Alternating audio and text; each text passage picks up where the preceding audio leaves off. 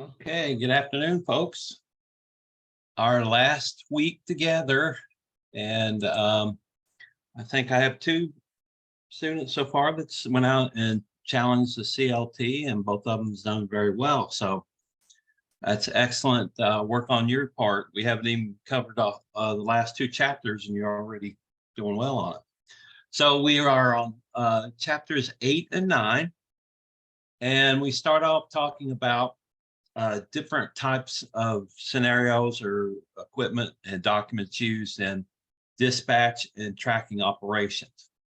So these shipping documents, I think we might have touched on those just earlier on in the CLA, but it basically is telling who's responsible for the cost of transportation, and it's basically the title or whoever has the shipping documents actually owns the products that are the freight. So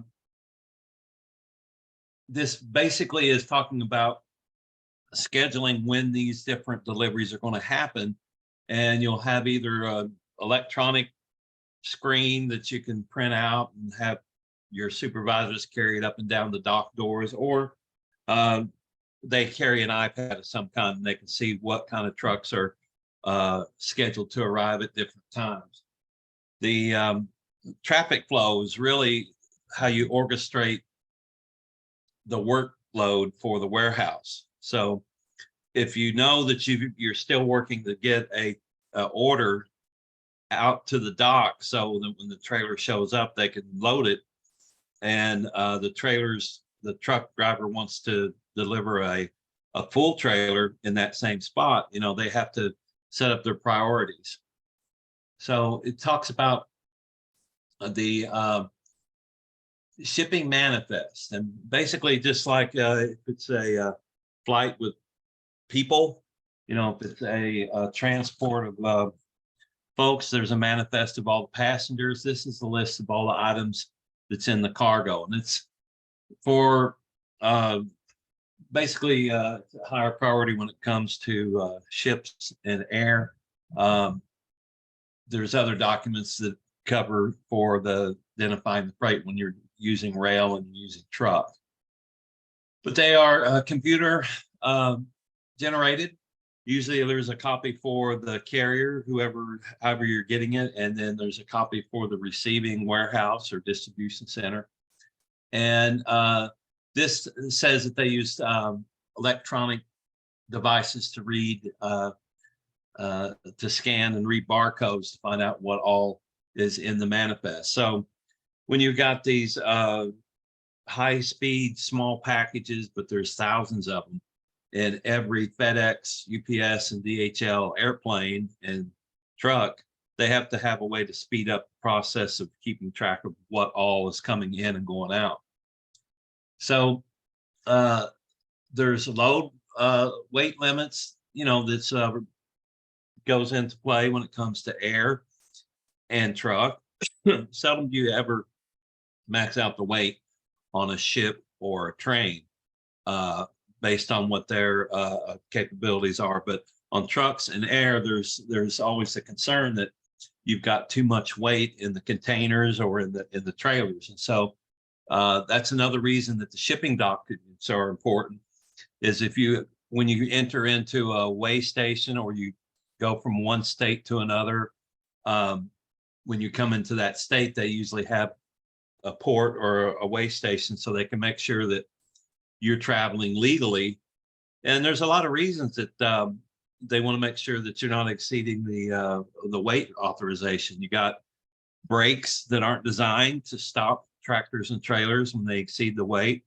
And they have bridges and roadways that aren't designed to exceed the weight. And so there's safety issues in there. And they try to keep a margin where, they can have that not be an issue, the safety part.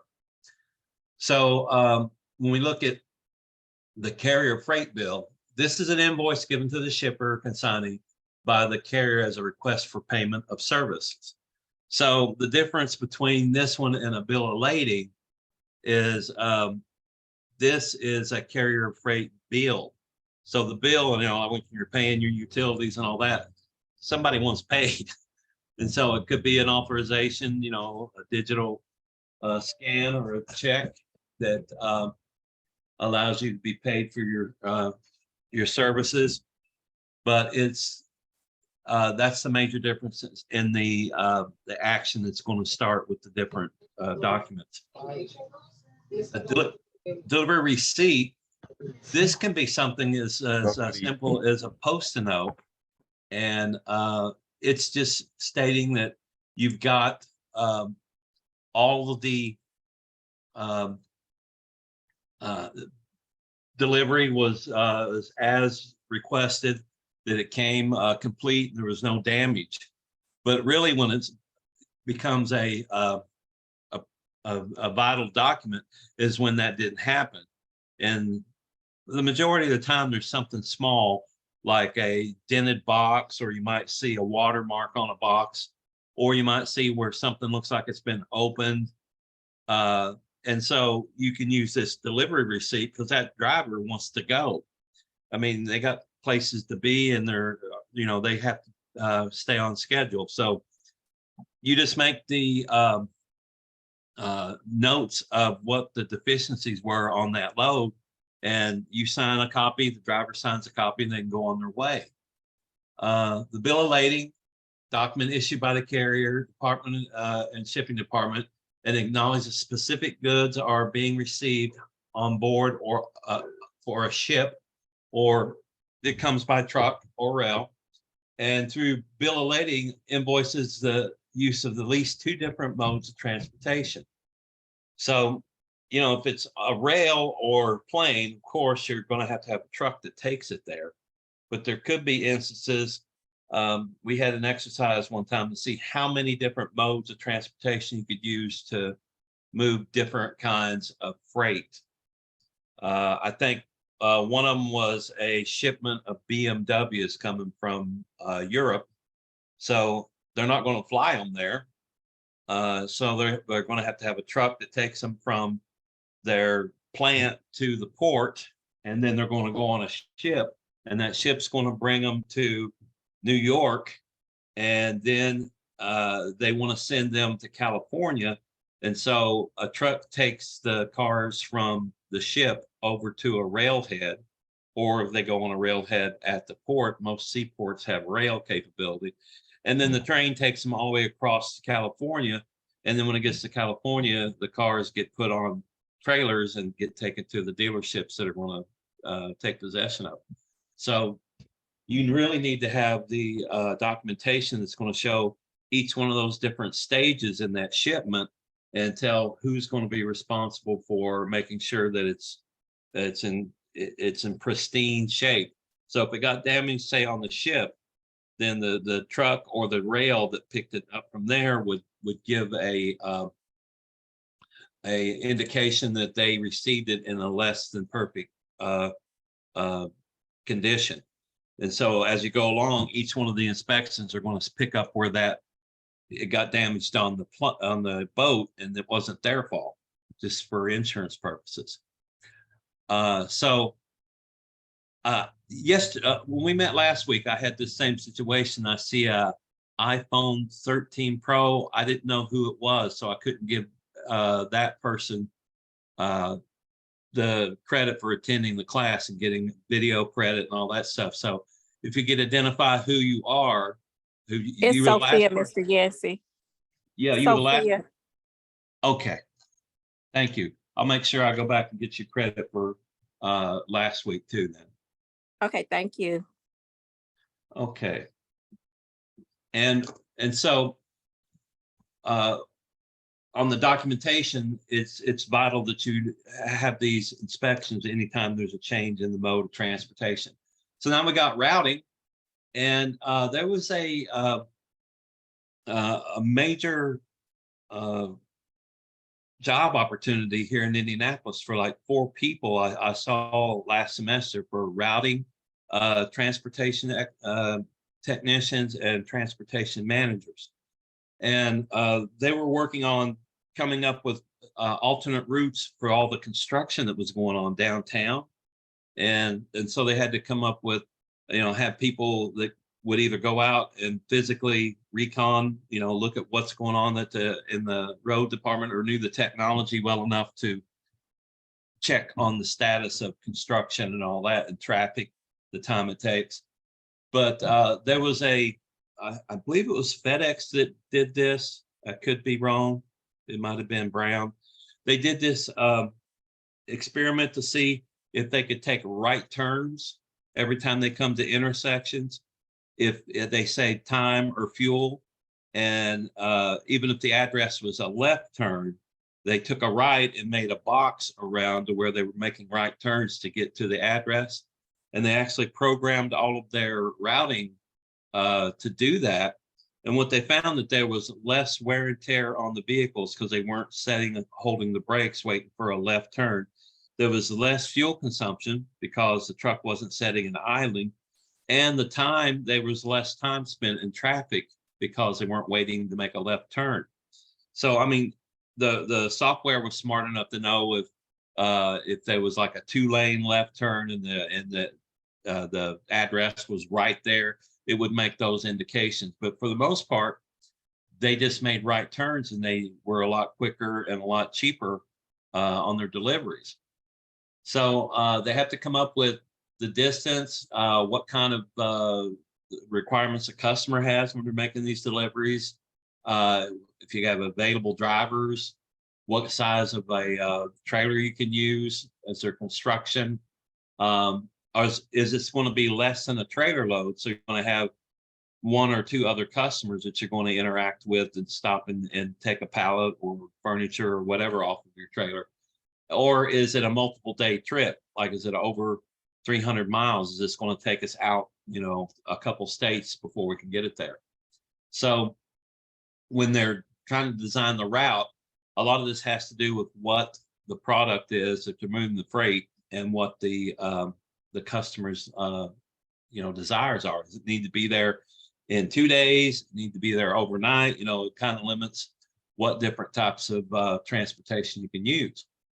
So we went through the regulations in CLT3 about the different agencies that track safety and set up enforcement and rules for the roadways, airlines, the shipping lanes, rail.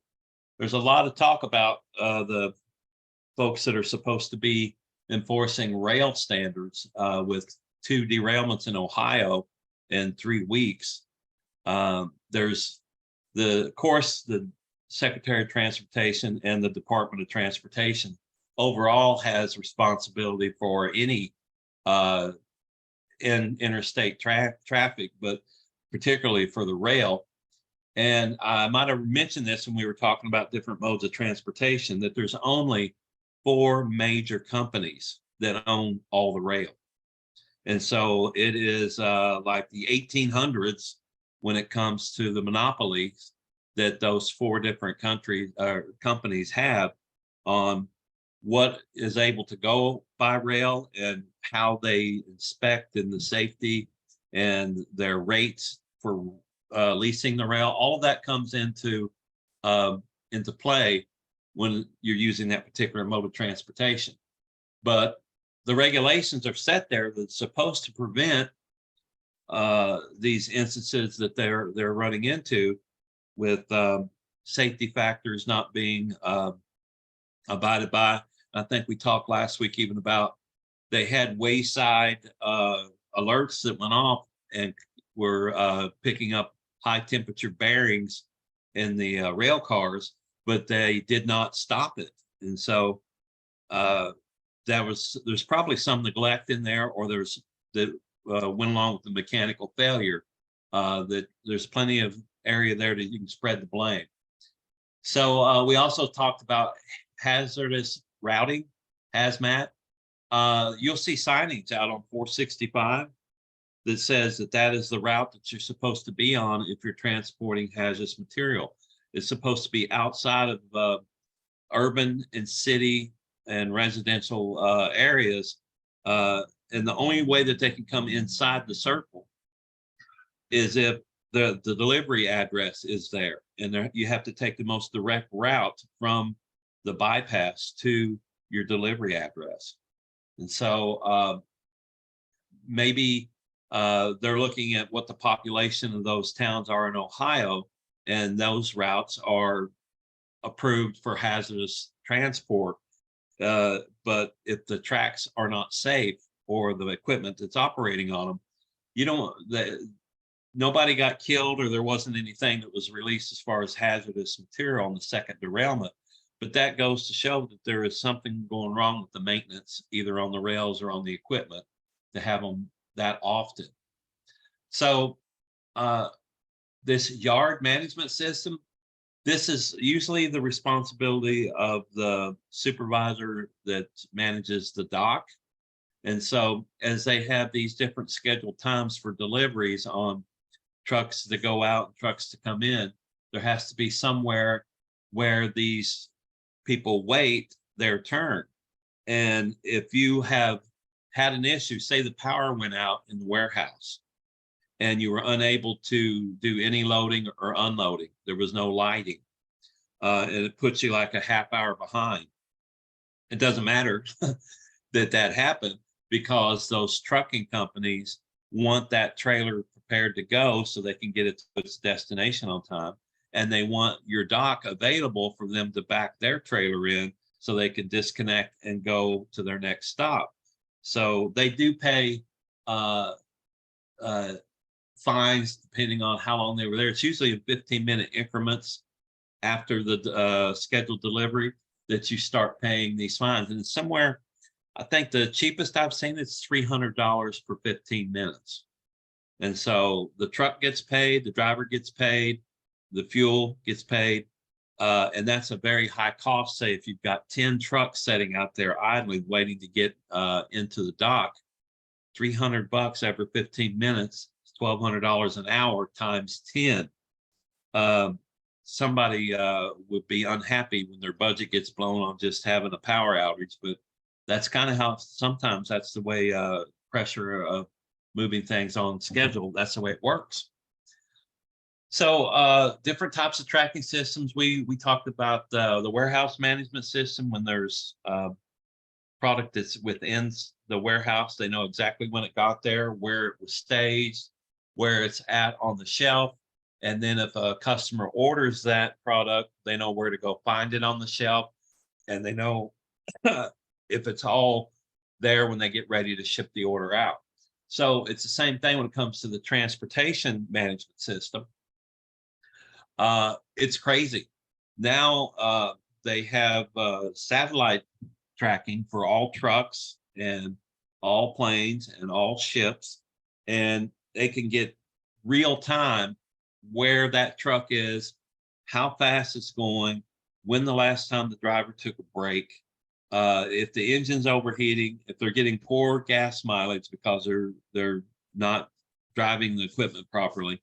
They can get all that live streamed to them.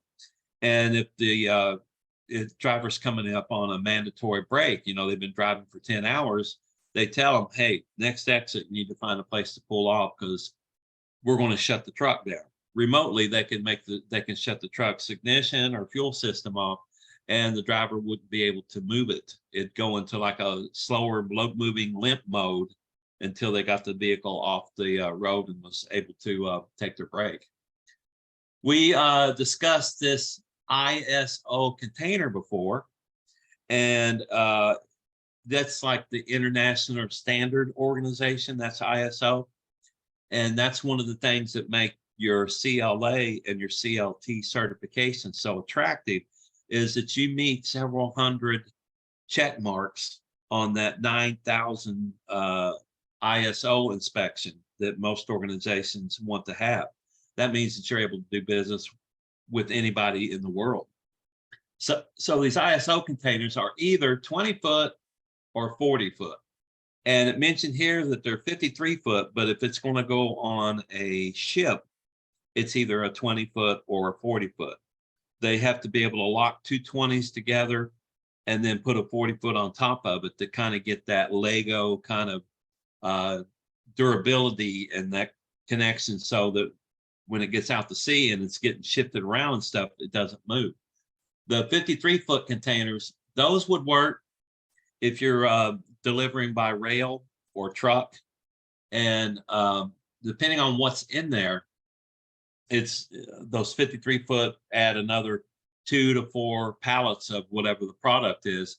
If it was paper goods or something that's pretty lightweight, that would be a benefit to be able to pay the same amount of gas, same time, same driver to get 4 more pallets of product shipped out in one load at the same price.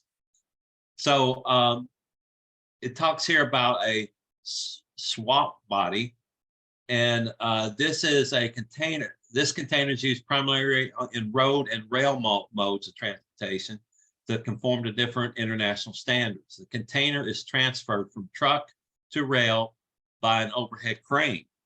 And so when they have like a skeleton trailer, and this skeleton trailer for a truck can collapse down to 20 foot if they're hauling a short container, or it can be extended out to 40 foot or 53 foot, depending on what size container they're hauling.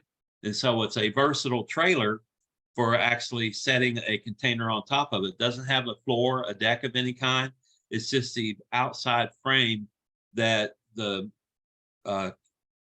cargo container sets on. So they talk about unaccompanied trailers, and I think the most I ever seen was 3 trailers being pulled by 1 truck. And so these unaccompanied trailers are those ones that are connected to the first trailer and the second trailer. They don't require a driver because they're they're being dual pulled or triple pulled. And so there's a lot of savings there because they can haul the same amount of freight without the driver. And there is some restrictions, like what cities you could go to. Normally that's when you're driving out on the plains, you're somewhere in Montana and it's 400 miles between exits. That's where you'd see a lot of these triple trailers. When I was in Europe, that was a common thing because their highway system is so advanced that there's 6 to 8 lanes on each side, each direction of travel. And the speed limit is fast as you dare to go. And so these trucks are like in the second or third lane of those 6 lanes, and they're doing about 100 miles an hour with 3 trailers.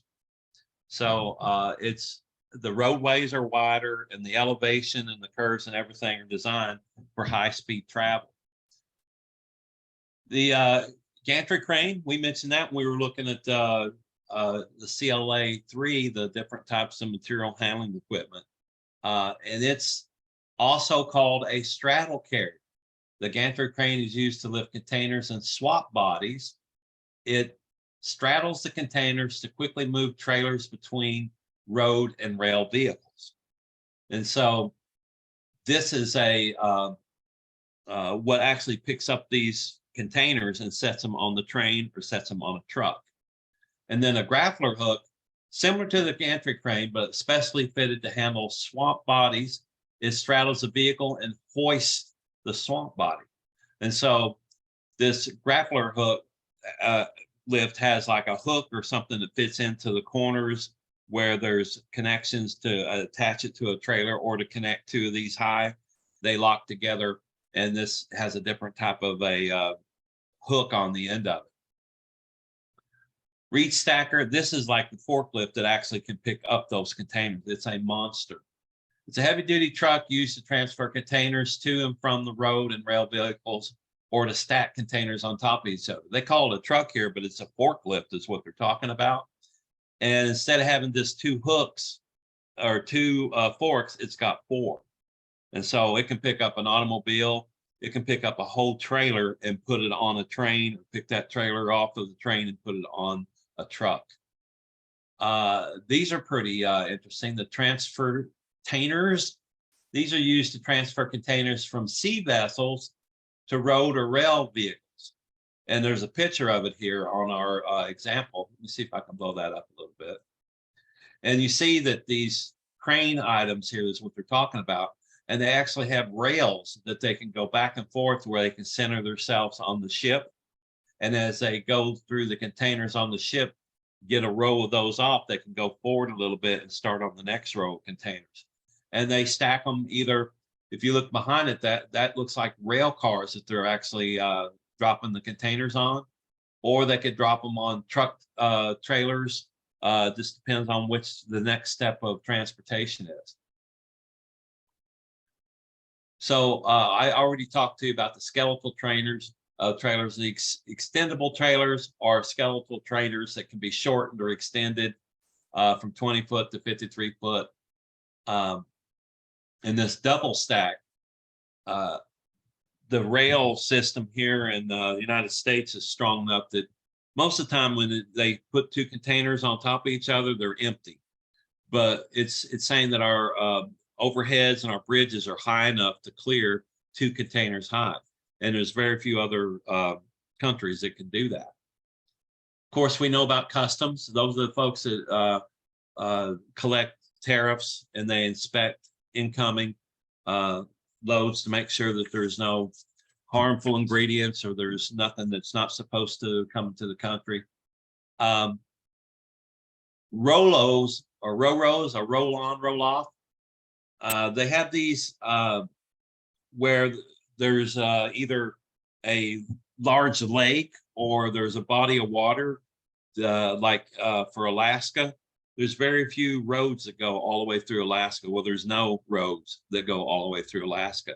And some of the cities there can only be reached by either air or ship. And so if you come to one of those ports with a ship and you're still 600 miles from the place that the containers need to be delivered, they have trains that actually go onto these rows and they break into like 10 cars, 10 cars, 10 cars. And then that goes, the ship takes them up to that port and it actually rolls off of that like a ferry for cars. It has it set up for a train and it reconnects and takes the rest of that load by rail, the rest of the way into Alaska. So if they didn't have that kind of a setup in Alaska, there'd be a lot of small towns that wouldn't exist. But big operations like mining and bigger cities, military bases, they need to have the ability to be able to be restocked and have steady supplies coming in. River barges, our port down in Evansville, we have one, it's in Jeffersonville. You're going to see barges that let stuff roll on and roll off of it that carries like heavy equipment. I've seen John Deere's and these big combine tractors be shipped by barge so they don't have to worry about overhead clearance and the weight of restrictions on bridges and roads. And of course, when they're we get into barges, most of the time they're used for grain and coal. But if you're anywhere near manufacturing that has large components like dump trucks, that work in the mining industry, just the tires would take a semi to take each tire. And so having this barge, they can have 2 or 3 of these flat barges that this thing would be spread out over, and they can just float it to where it needs to go. So let's take a look at our next area, governing bodies. International trade and exchange of goods and services across national borders is usually, there's different trade agreements that we have. And anybody want to take a guess who our #1 trading partner is? Who we send the most and get the most stuff from? China. Yeah, yes, it is China. And we're talking about how we're getting the worst end of the deal on most of those trades. It's somewhere around $500 million is the lowest it's been. It's closer to, $500 billion. It's getting close to $700 billion that we buy from them more than they buy from us. And so if we quit buying from China, they'd be out of business. We are the world's #1 importer. And then we're the #2 exporter. China is the #1 exporter. But our friendly trade partners that don't try to get the best out of every deal are Mexico and Canada. And we buy a lot of stuff from those countries, and they buy a lot of stuff from us. The percentage wise, we send a lot more to Canada than they send to us. So we sell them more than we buy from them. And Mexico, it's about even. You know, we buy as much stuff from them as they buy from us. And so it's a good relationship.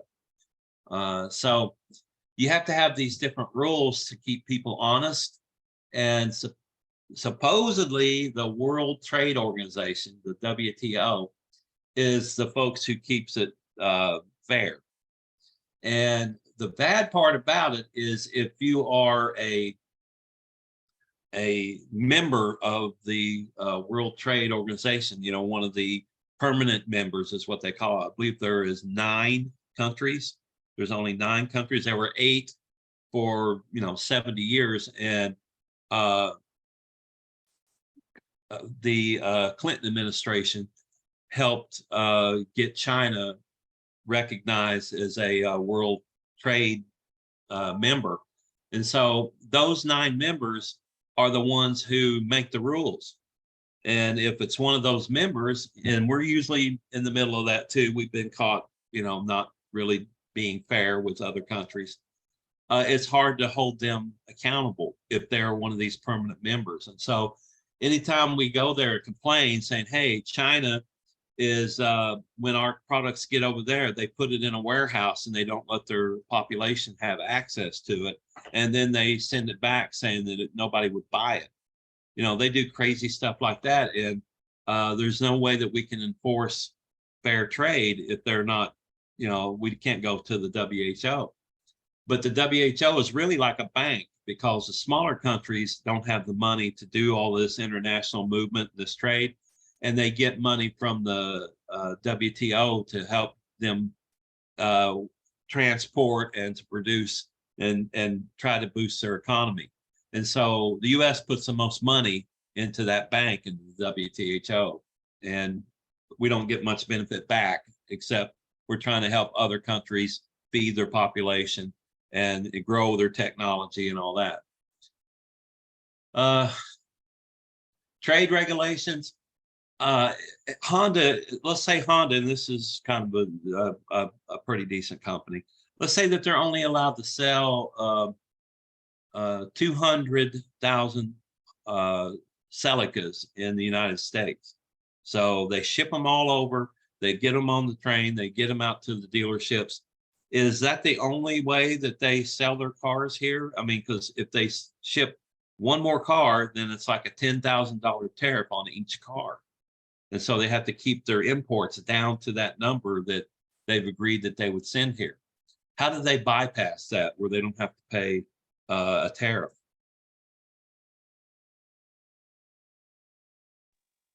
Don't they have a location where they manufacture cars here or no? Yes, you got it. They're not Japanese cars if they're made in Greensburg, Indiana. They're US made cars. And it's, they can have parts for assembling the car sent from Japan. It's still assembled in the United States. And so they don't have to pay the tariff, and there's no limit on how many Hondas they can sell because they're employing US workforce to put those together. And it was amazing. If they look at a Chevy Silverado, 93% of the parts are made and assembled in Mexico. And you look at a Honda Civic, 95% of the parts are made and assembled in the US. And they call the Honda an import. So it's crazy how you can manipulate the system to avoid taxation or to save money on labor and to make more for your corporation. If it was cut and dry that you had to have, let's just say 50% of the parts and assembly have to be in the United States or else it's an import, then there'd be a lot of Chevrolets and Fords that would be imports. So that's something that there's so much money in the automotive industry that they cannot, they're making the rules for themselves by donating to politicians. But if they were being honest and, employing US labor and manufacturing with US steel and aluminum, and then they could call themselves made in America. But it's I was in Evansville working with a project and stopped by Westinghouse before they went out of business. And this place made washers and dryers, supposedly. My brother was a truck driver at the time. He says, "Hey, why don't we meet for dinner in Evansville?" I was down there on business. And so he said, "You know where I've been?" I go, "No." He said, "Mexico." I brought a truckload of washers and dryers assembled in Mexico up to Westinghouse in Evansville. And they took the boxes off of the washers and dryers and they put new boxes on the washers and dryers that said made in America. The boxes were made in America. So when I worked for Ford and GM, and we have a parent plant in Mexico. So like, and we make shock dampeners for the F-150s, for the new Mustangs, etc. We would literally get parts that they were assembled in Mexico, and they would just come down to Greenfield just so we could add a bolt, add like a piston rod, and stamp it with America.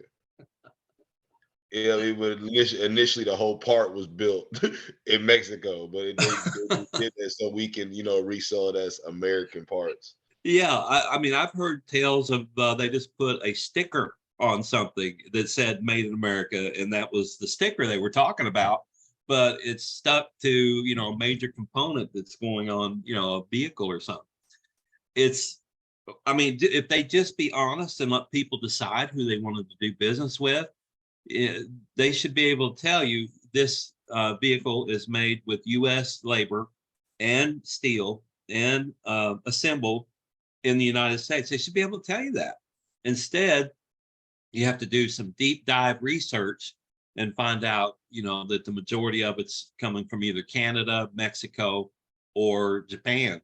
And it's just amazing that people they pound their chest with pride that they're driving a built in America automobile, and it's not. I'm not saying that it's a less quality vehicle, because the workforces have been trained in all those countries, and China can make better steel than we can. So I'm not throwing shade on it for not being assembled here, but if you're going to claim that, then you have to really, it needs to be honest. Don't try to mislead your folks. So this little box here, it says that we sell $2.1 trillion worth of goods, and we buy $2.9 trillion worth of goods. So there's this 0.8 trillion, $800 billion difference. And just to give you a sense of what's going on with our national debt, anybody want to give a guess or tell me what our national debt is right now?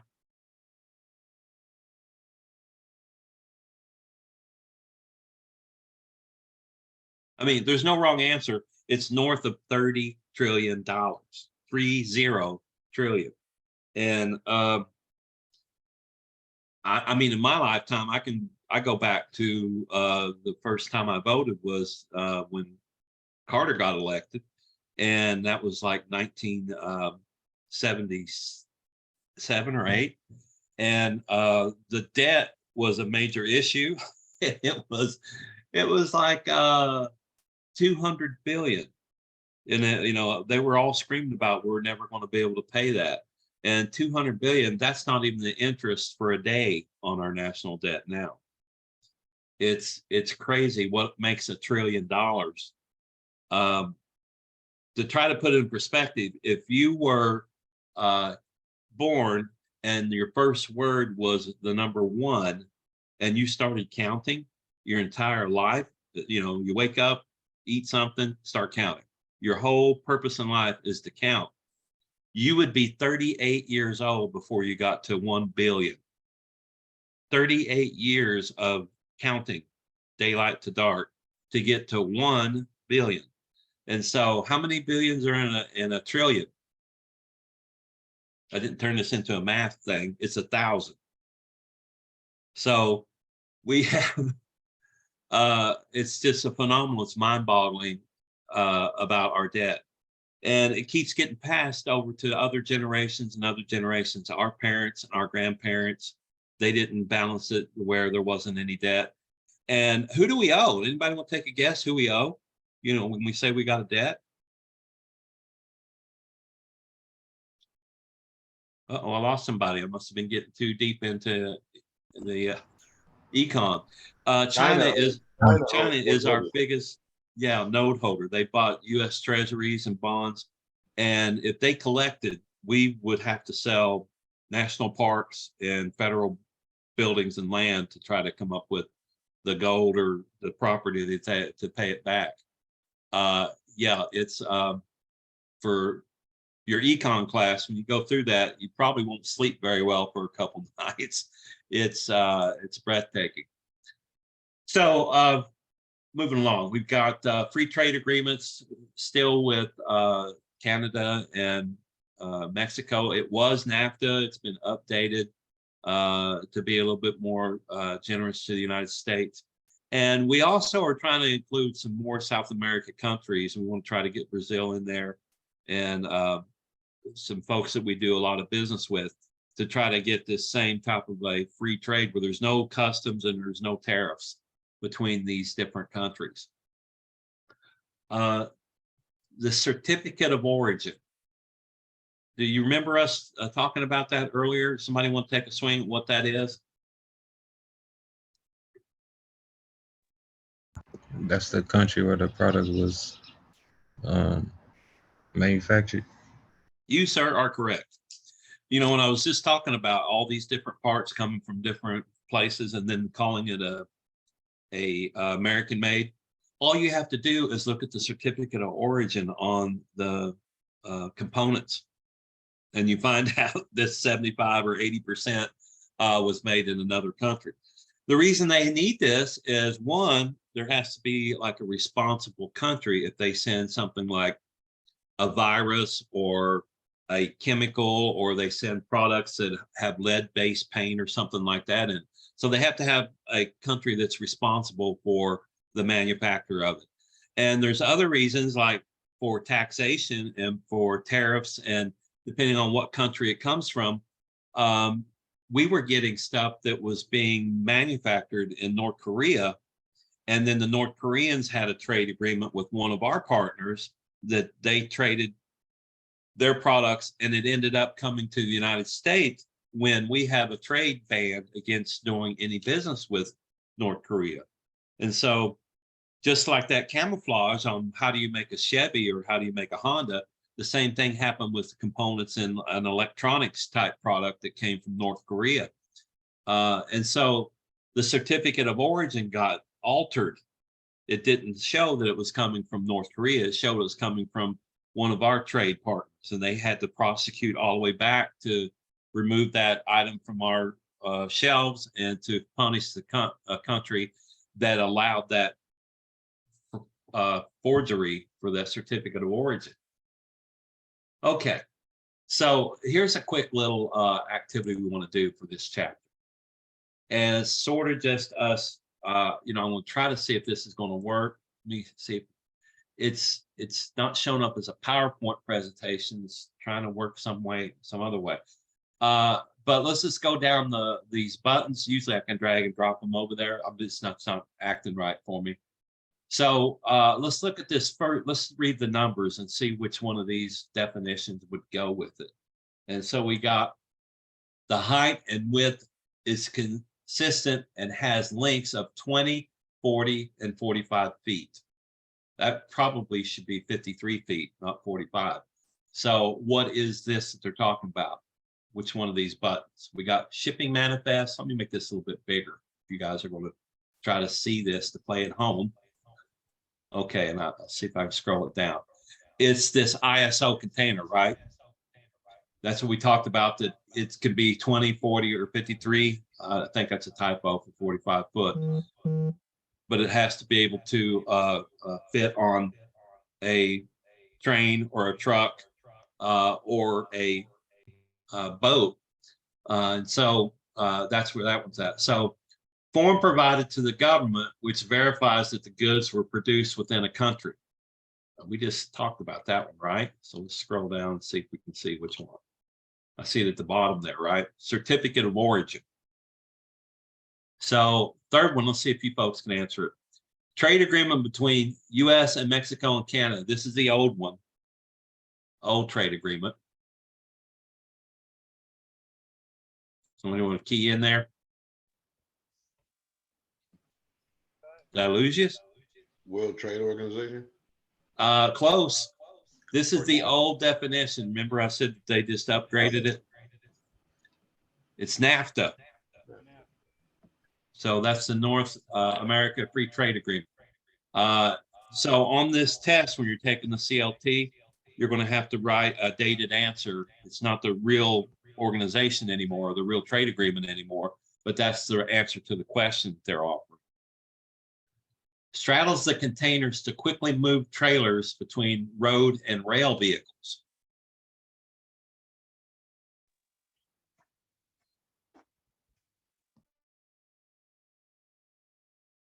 I don't know, should I wait till 10 seconds or something? That's the gantry crane, right? It was showing you the other one's on a rail. This one this gantry crane can go anywhere. It's drivable, and they can park it and unload a train and put the containers on the trucks, or they can unload the truck and put the containers on the train. Let's just do a couple more. We won't go through all 12 of these. How about for international shipments, this must contain port of entry, currency used, country of origin, and additional charges or discounts.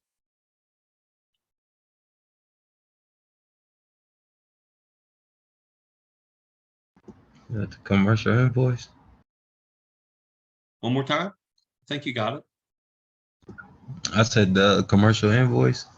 Yes, I think you're right. That's why I have to do them all, because I've seen how old. I don't remember if it was the right one or not. I think that's true. Okay, so that's international. Yes, you have to have the commercial, because other countries may not do the what you call it, the bill of lading. So one more. International organization that supervises global trade.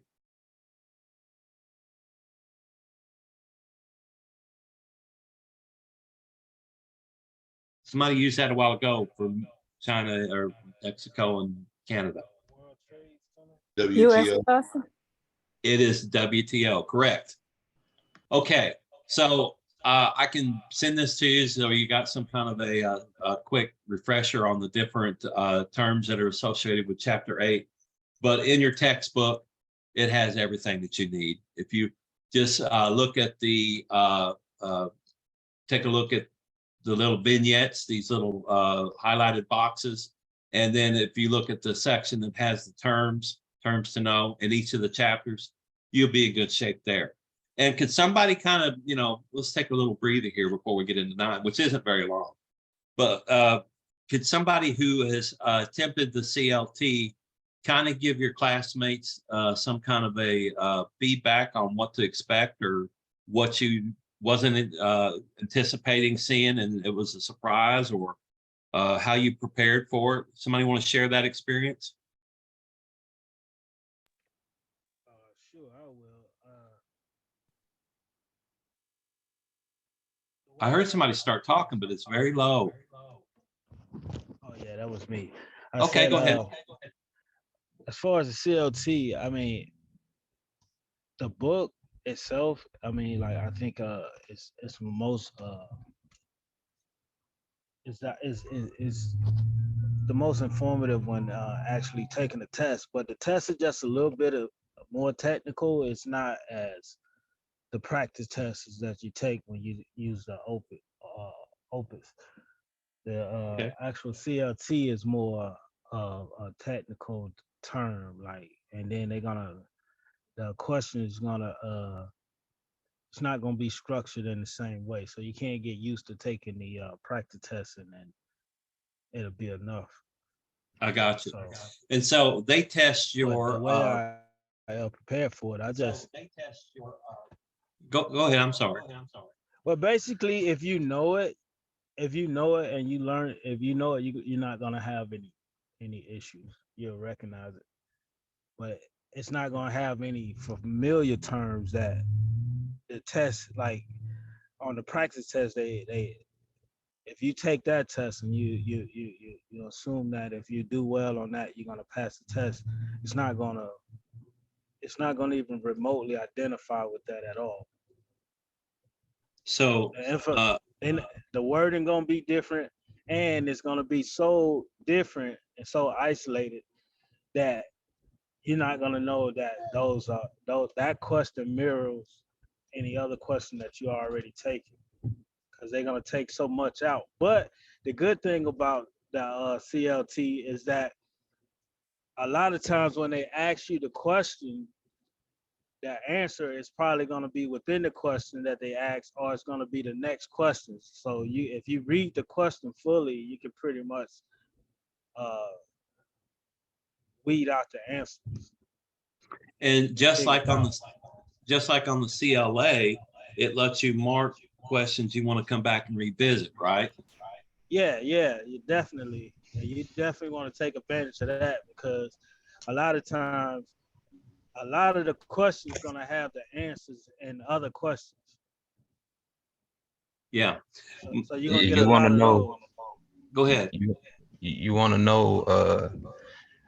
It was a lot of questions about the different documents that you need when shipping. So you want to know, with the bill of ladings, the ship manifest, all those different documents, what they're needed for and when to use them. Because there was a lot of questions about that.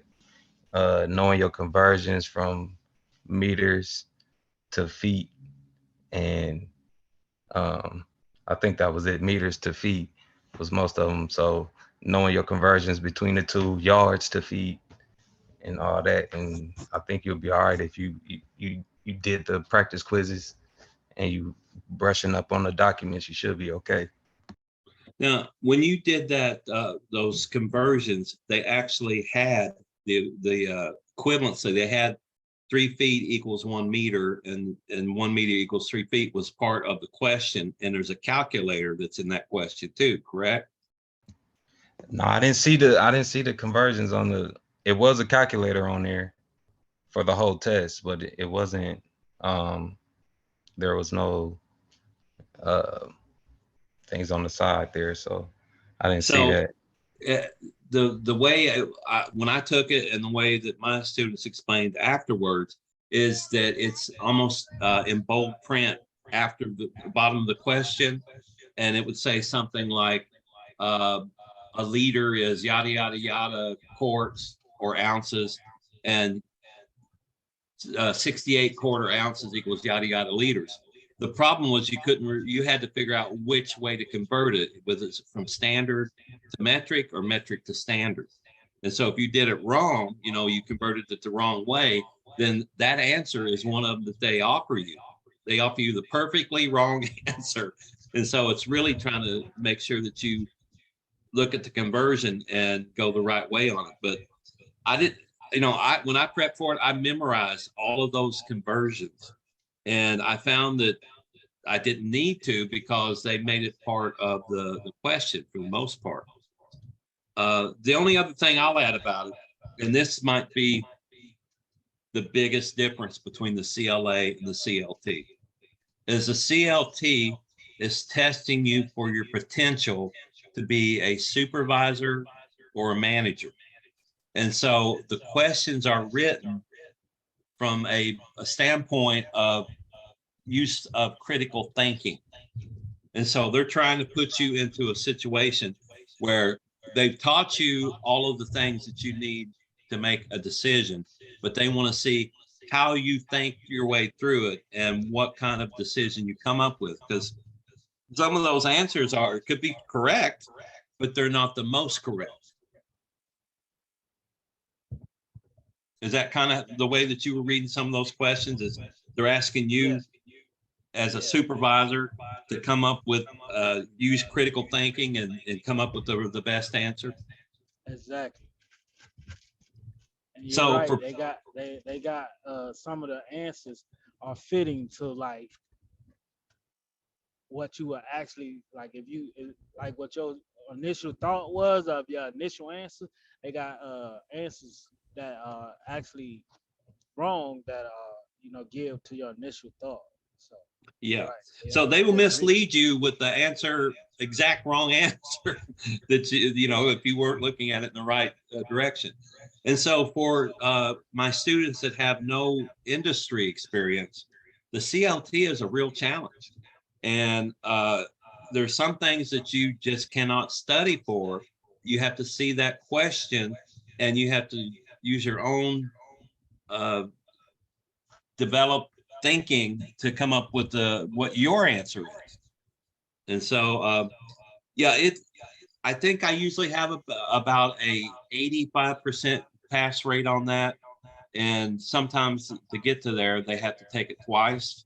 But if you run into issues with it, it's well worth revisiting it, because that certification is the one that's going to carry you into a supervisor interview, and it's going to move you up in your in logistics. So I would definitely stick with it and try to get that CLT. Now, if you are testing after the class ends, because this is our last meeting is today, but I don't turn grades in until Sunday night. So anytime this week, if you're testing, I can still make sure it gets to be part of your grade. If you take the test after Sunday night, I will, and you notify me, I will go in and change your grade if it affects your outcome of your grade. I will update your grade. And I want to make sure you get credit for taking that. So let's go on to chapter 9, and we'll see what's going on with this conversion. Here's one of the things that's pretty interesting. What countries still use the imperial or standard measurements? There's 3. It's the United States, Liberia, and Manara. That used to have a different name, that country. But there's 3 different countries on the planet that uses the standard versus the other imperial versus metrics. And really, I mean, since I was in school, they were trying to convert us to metrics as far as your education. And the pushback is that we would have to go through and change all of our tooling and all of our manufacturing. All of our boats would have to be remade to be a different size. And I think it's just we're lazy. And because we are the largest customer, we buy more stuff than anybody else on the planet. We make all of those people that are manufacturing give us the conversion to what our understanding is. They have to change it from the metric terminology to this standard terminology. And when we send anything out, we don't necessarily convert it into the metric standard. We just say, here's what the US imperial standard is, and you're on your own. So the money that we would save, all of those different companies that do business with the United States, by us conforming to that same standard. And look, we got that the way that we measure from Great Britain, from England, and they don't even use it anymore. So it's a little bit, it's beyond me as to why we haven't made that turn. But as you see, the only 2 little specks on that world map they're just holding out like we are. because that's how they set up their manufacturer, was to do business with us. So hopefully in your lifetime that becomes a thing where we're all on one sheet of music. We keep trying to convert the rest of the world to standard instead of us going on along with the rest of the world and joining them with the metric. So it's mind numbing that we're still doing that. Okay, so this basically is talking about measuring weight and volume. And so I was just amazed when I went to this manufacturing plant, Fastenal, where they make all these different kinds of nuts and bolts and screws and washers, little bitty assembly components. And they could take a box and know exactly how many washers were in this box. It was the size of a refrigerator, 3,219,000. And I'm like, how in the world do you know that there's that exact number of washers in there? He says, well, you weigh one, and when you put the box on the scale, it divides that weight of that washer into the total weight of the box minus the cardboard.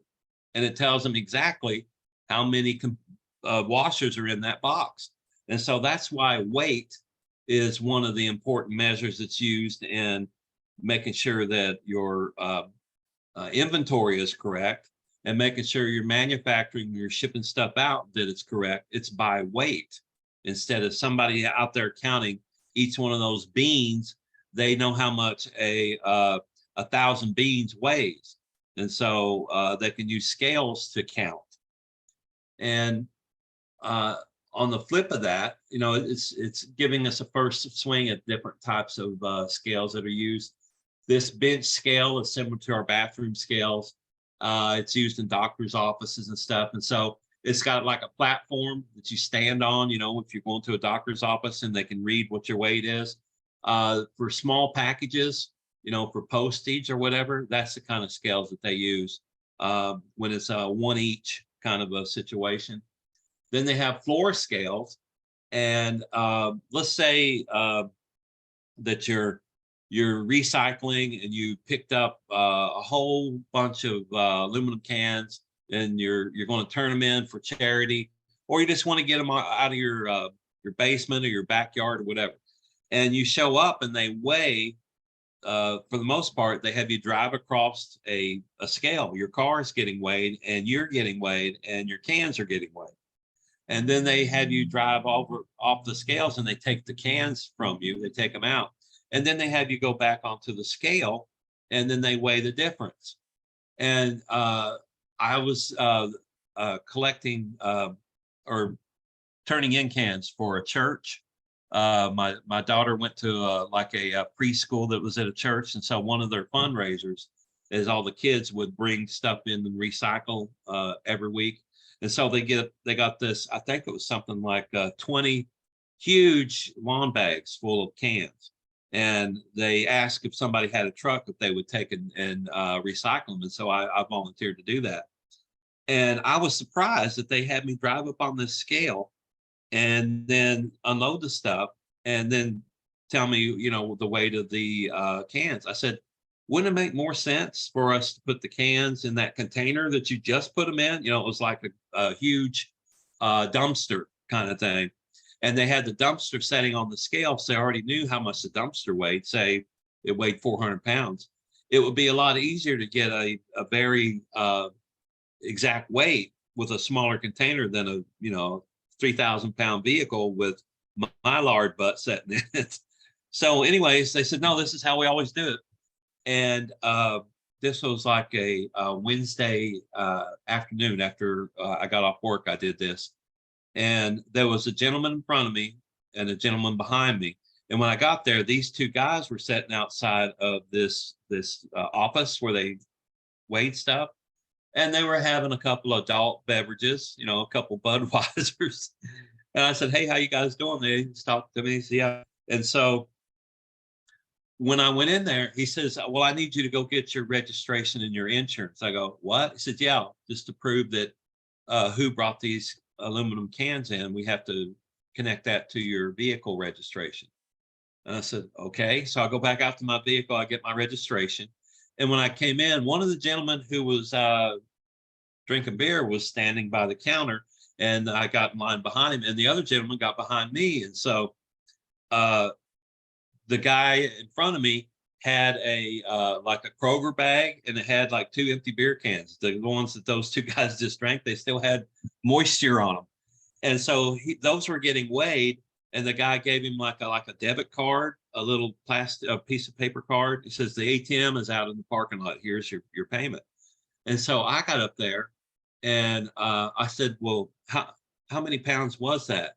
And he said, oh, it was like 3 pounds. I said, what? He said, yeah, 3 pounds ago. There was 12 bags of cans on there. My truck was squatted. Are you sure about that? He said, yeah, it was 3 pounds. I said, well, I think I'm going to just take my cans and hold on to them. He says, well, I've already opened them all up, and they already went through the crusher, and we can't get them back out. I said, dude, you realize this is for a church, right? This is for charity, and you're going to short a church? I said, dude, it ain't worth whatever couple dollars that you're cheating them out of to do that. So anyways, they gave me this tab just like the guy in front of me. And then the guy behind me had a Kroger bag with a windshield wiper arm in it. I'm like, they can tell how much that windshield wiper or 2 beer cans weigh. And so I was out there, I made a call, and I said, look, how much did you think you had? And the folks at the church, they weighed each one of those bags, and each bag weighed like 7 pounds. And so I had 12 of those times 7, and they were expecting to get like 50 cents a pound for that. I said, okay. So I gave them a $50 difference in what they got cheated out of. When I went back, I took it out of my wallet because it was on my responsibility to get them paid. Well, while I was on the phone, the first guy with the 2 beer cans, I watched him take 20s out of the ATM. He got paid somewhere around $80 for 2 beer cans. And then the next guy with the windshield wiper, when he put his in, he got paid about $150 for that windshield wiper. And so somehow, I got paid $2.39. Somehow my weight that I took down there for the church got divided up between those 2 guys and me. And so I wrote a letter to the Secretary of State, and they sent me to the scales and standards folks for the state of Indiana, and I filed official complaint. And the folks at the what's it called at the recycle center had to answer that complaint to the state, and so they sent pictures to the state of those 2 beer cans that the guy in front of me turned in, saying that this is all he brought, and we gave him $2.39 for 2 cans because it was for charity. And I had a picture of the truck with all the cans on it just to make sure it got to like the church paper or whatever. And so I sent that to the state. I said, no, this is what happened. And they asked me to get my title and registration before they would let me do business with them. And they positioned those guys in front of and behind me. And they said, you didn't need your registration to turn in aluminum cans. So, the person had lied to me. So anyways, they ended up giving the church, the owners of the company, I think it was like $10,000 to do whatever their charity work was. And they showed up on the Better Business Bureau with they went from an A to a B. And then later they went out of business. But that was some dirty stuff when it comes to measurements and weight. Sorry about that long story. Okay. So I was just trying to add some dimension to it. So we talked about the floor scales, the ones that you drive over, the bench scales, and there's also dimensioning equipment. So to measure volume, you can manually calculate it with the height times the width times the length. So if you got a box that's like a refrigerator, the height of it's like 5 foot, the width of it's like 3 foot, and the depth or the length of it is like 3 foot. And so you go 5 times 3 times 3 to get the volume of what that refrigerator is. And so if you buy a refrigerator and it's like a 28.6 foot refrigerator, you know, it's kind of a medium-sized refrigerator. If you get one that's like 56 or 70 square foot, then you know it's a lot wider and a lot deeper than the other refrigerators. So we have software that does all of that for us. And when it scans like a box, it figures out the volume on it, and it actually will convert the size of it from standard to metric. The U.S. system, you know, we know what we've got pounds, we've got gallons, metric systems. The basic units are in meters, grams, and liters. And one of the things that's fascinating about the metric system is it's in units of 10. And so each time something gets bigger, it gets another zero added to it. It's times 10 what the earlier size was. And so you go from 10 to 100 to 1,000 to 10,000. And each one of those different amounts of 10 could change the name of that particular measure. Like a centimeter, centi means 100, so it's 100th of a meter. And a millimeter, that means a million, is a millionth of a meter.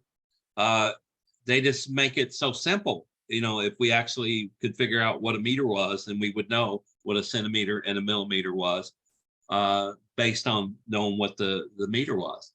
So it talks about links, and these tables, that's why I say that when I took my test, it had this same data that would tell me multiply 0.39 to find inches. And if that's not part of the questions now, we probably need to spend a lot more time on this conversion here. But for the most part, if there's more questions in chapter 9, then most of the time it has how to convert it to inches or meters or miles or kilometers. So having this scale or this conversion here, you can spend as much time as you need to feel comfortable when it comes to how to convert from US to metric and how to convert from metric to US. I thought this was pretty interesting about short tons. That is 2,000 pounds. I didn't realize it was called a short ton. And you multiply it by 0.907 to get a megagram or a metric ton. So I found that interesting the first time I seen this chart, because I didn't know. I thought they just called it a ton. I didn't know it was actually called a short ton. So the table here is showing the different liquids and dry material. And this comes into play when you're dealing with stuff that we have in our inventory for the most part. Cubic yard, 0.765 of a cubic meter. So going from US to metric. A cup is 0.236 of a liter. I just poured 4 liters into a gallon. Let's see how that looks. So a gallon, let's see, it's calling it dry. Where's my wet one? That's got 4.404 to equal liters. Or I thought you divided that. It said multiply it by. But these are the charts that you would want to revisit to get your conversions. I think the most that anyone reported having was 3 of these questions. If these guys that took it and gave us some feedback on it and had more than 3 questions, you know, that would be an outlier. It would be an odd thing. So on the test, you need a 74 to pass. And so that's allowing you to miss, I think it's 18 questions and still be able to earn it. Even if you missed all of these, you could still pass the CLT.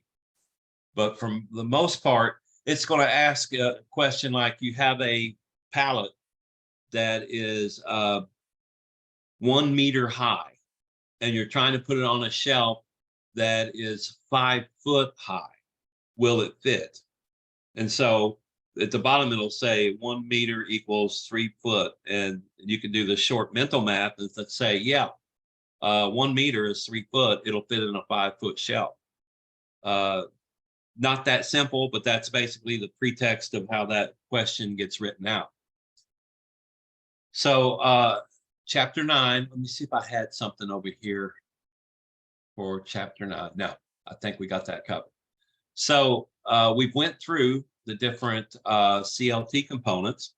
I still have, I think, one student that's going to attempt the CLA, and then they'll have to wait at least 2 weeks to take the CLT. So if you don't get it done before the semester shuts down, please send me the results. If you send it to this class, I will get a notification that there's been a change in your class. But to make sure that I get notified that you did it, you could just email it straight to me. And that's myancey@ivytech.edu. And I want to put it in your official class records, but especially if it changes your grade, I want to make sure that you get credit for that. So without opening our grade center, I wanted to kind of give you a heads up on where we were as far as passing rates and all that kind of stuff. So that's our chapters 9 and 10 tonight, and our exercises that we did to give you kind of an idea of what was going on there. I want to go over to our modules. Let's see what else we have on deck tonight. There was 2 videos, I believe, this week. No, we got one. Let's see if this is going to come across where you got sound. Let me see, where is that one that says share sound? I finally figured out what I was doing wrong. Share sound. All right. I believe we talked a little bit about freight forwarding in our previous meetings. Let's see if I get this thing to make the right noise. I don't hear anything.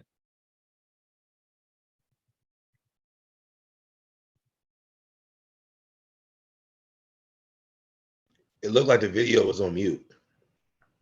Yeah, that's me. Just a camera to me. Can you see my sharing my screen? Can you guys see that? Yes. Okay. Let's see if I can get there it is.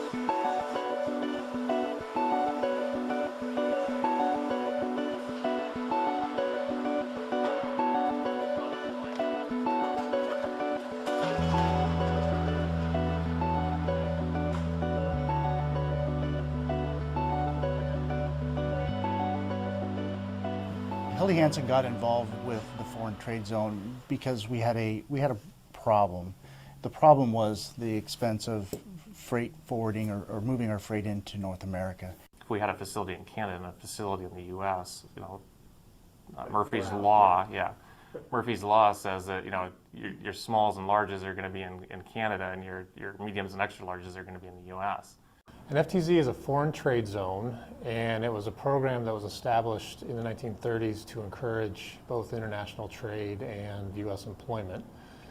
It is a secured site within the United States physically, but outside of U.S. Customs territory for their purposes. So what it does is it allows companies to bring products into the zone and not pay customs duties until the product actually leaves the zone. So in our warehouse, we'll have the red line on the floor, which designates the customs, which areas can hold FTZ product and which areas can't. And we just need to communicate with our employees then that no products cross the red line. Anything inside the red line stays in the red line. It allows a company to have a single distribution center if they choose to distribute to multiple countries because there are no duties subject to product that's exported from the U.S. out of the zone. They can consolidate that, and that's resulted in significant cost savings for companies that have chosen to do that. Tommy Bahama is based in the U.S. and there was a licensee in Canada, and so we made the decision to buy back that licensee in Canada and take control of the distribution. So for us, the advantage of the FTZ program was it would allow us to have one facility here in the U.S. and do all of our distribution for both the U.S. and Canada out of one facility. That way we didn't have to run 2 facilities, didn't have to have the costs of 2 facilities. It also gave us the advantage that we could have one facility with all of the inventory. And from a planning, merchandising standpoint, that allowed us to keep all of our inventory in one location rather than segregating it into two. We did add staff here. We actually added skill sets here that we didn't have here previously as well.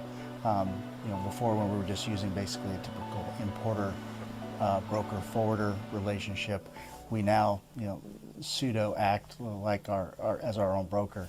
So we brought that skill set in. Also, the volumes that were coming into Washington State versus going into British Columbia, that certainly added a lot more, as you probably noticed from the parking out in the, around this building. We have added quite a few jobs as a result of that. So you have the ability to both defer and reduce the amount of duty payments. It also reduces some of the fees and taxes associated with importing products. For the foreign trade zone, some of the key financial benefits for us have been the merchandise processing fee savings. There's also the advantages of duty deferral. Besides just the cost benefits, one of the key factors for us in determining and wanting to go with the foreign trade zone program was being able to have one facility to serve both countries and be in control of our distribution. It's for companies involved in import-export activity, so you do want to do some due diligence, do a little bit of analysis to find out if the cost savings that are available make it worth the effort. But I think more companies that go through it find out that there are some substantial savings involved. Obviously you have to have the data. It's a big data world we live in now. So now you have to look at volumes, you have to look at throughput, inventory carrying costs, you have to look at what it costs for land, for space, your rents and leases, also labor force, what your spend is going to be there. You have to analyze both, and that's what Helly Hansen did. And it was very clear to us that this is the move we needed to do. The costs for creating the foreign trade zone are not significant. It's really the upfront costs are really where the financial burdens of establishing the foreign trade zone are. The recurring costs from year to year are really the FTZ software, having an FTZ administrator managing the transactions, and those are really probably the two significant costs. There's a lot of tools out there to help learn about the program, but within 6 months you can have a zone activated and up and running for those who elect to go that route. One of the things that I found is going through the foreign trade zone, Customs actually supplies a fair amount of information on foreign trade zones that you can kind of go through the information, pick up some of the key points. But I have found that other FTZs, people that have gone through the process, are very willing to share information, share their experiences, kind of lead you through the process. I've had a couple FTZs that I've worked with, kind of learning the processes, and then just working through a consultant. The consultant will take you through the process of developing your procedures manual, which Customs will ultimately review. And as you kind of go through developing that procedures manual with your consultant, you'll learn a lot about the process as well. Part of our mission at the Port of Seattle is to encourage economic development. And the foreign trade zone is one tool to incentivize companies to establish their operations here near the Port of Seattle in King County. Foreign trade zone provides some significant cost savings, so companies are incentivized to locate here as opposed to other places in the U.S. or other countries. I guess what I like about the program is when it comes to distribution center management, warehouse management, it's very clean, it's very procedural and organized. It forces you to be that way, which I think is a very good thing.